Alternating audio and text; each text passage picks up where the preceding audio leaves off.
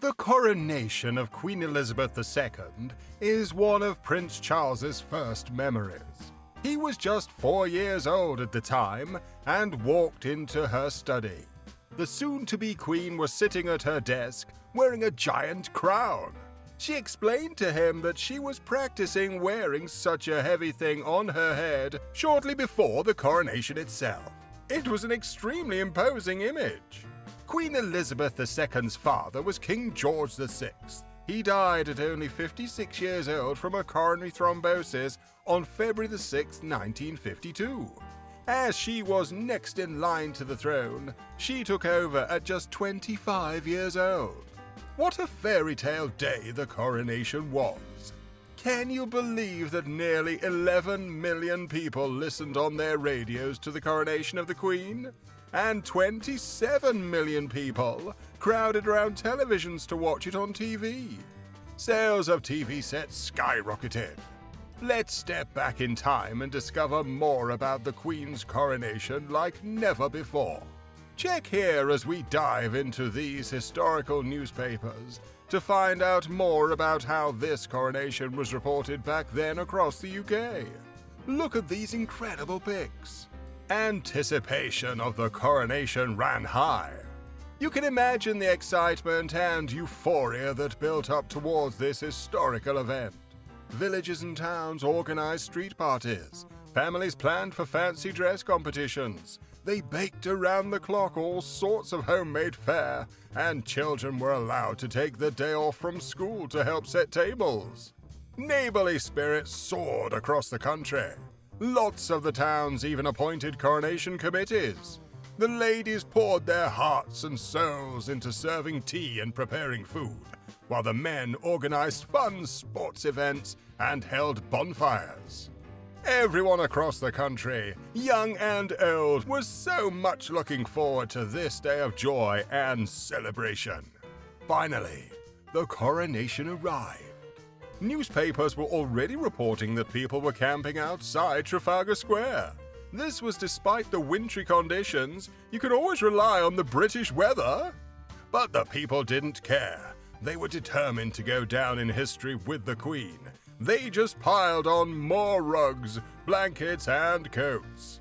Even with the blistering cold weather, the atmosphere was far from chilly. It was jubilant. Songs and anthems of patriotism filled the air.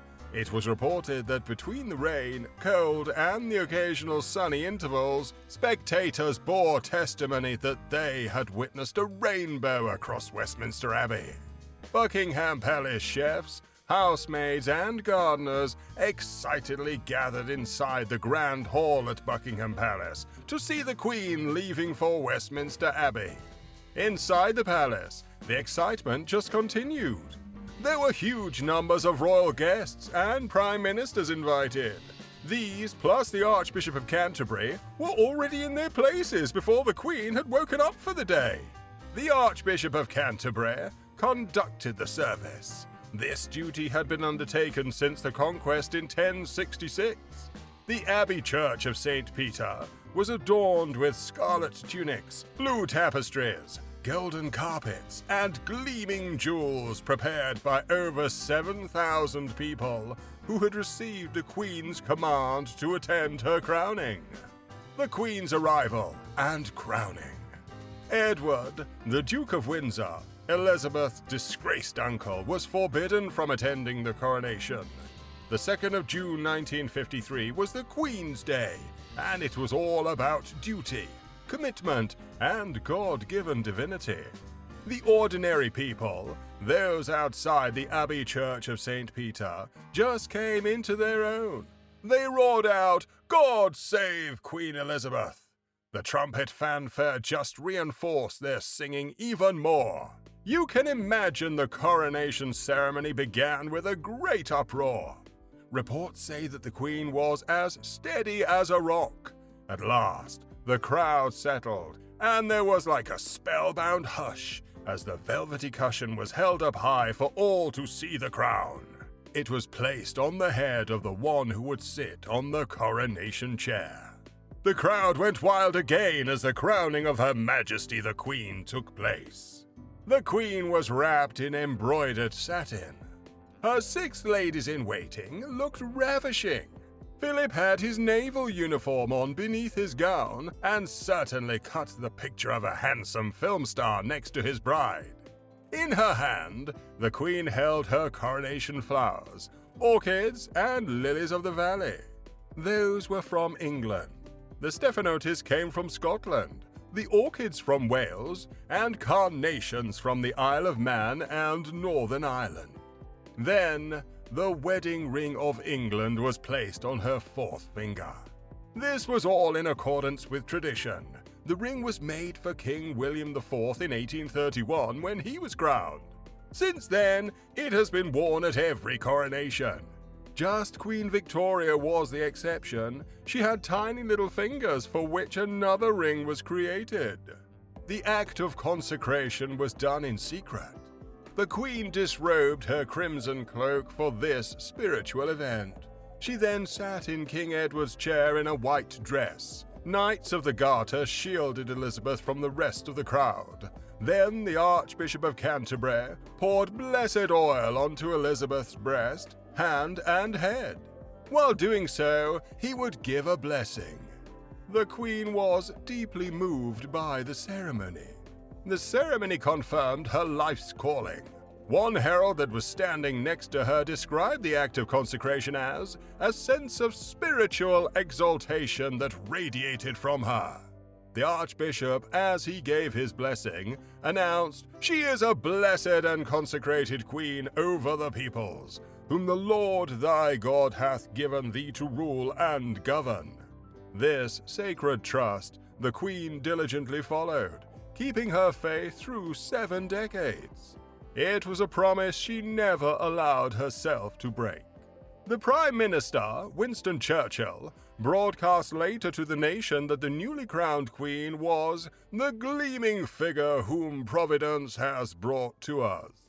After that, off to Buckingham Palace. The return route was worked out so that as many people could see the Queen as possible. The route was 7.2 kilometers, and it took 16,000 participants 2 hours to complete. As the Queen returned to Buckingham Palace, she smiled and waved at her adoring fans. The crowned Queen then appeared with other members of the royal family on the balcony of Buckingham Palace.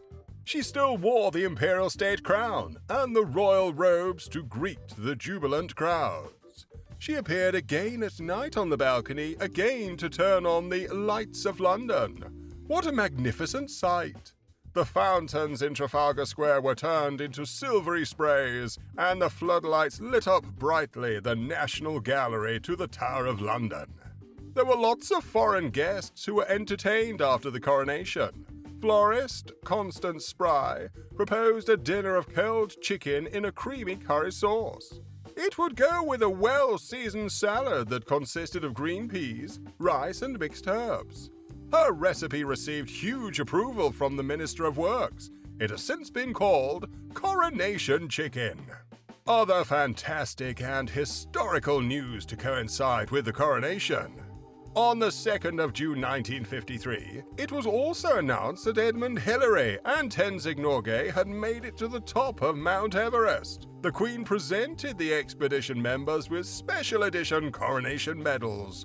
They had extra wording put on them called Mount Everest Expedition. Later in the evening, the Queen broadcast to the nation. She thanked her subjects and then said, "I have sincerely pledged myself to your service, as so many of you are pledged to mine. Throughout all my life, and with all my heart, I shall strive to be worthy of your trust." She didn't forget to single out her husband. She announced, "In this resolve, I have my husband to support me. He shares all my ideals and all my affection for you." The Queen knew all too well that the British 20th century monarchy's success was based on the unity of marriage. It went beyond oaths, crowds, and crowns. Elizabeth II needed Philip, but she also adored him. In 7 decades of rule, Queen Elizabeth II's popularity never subsided.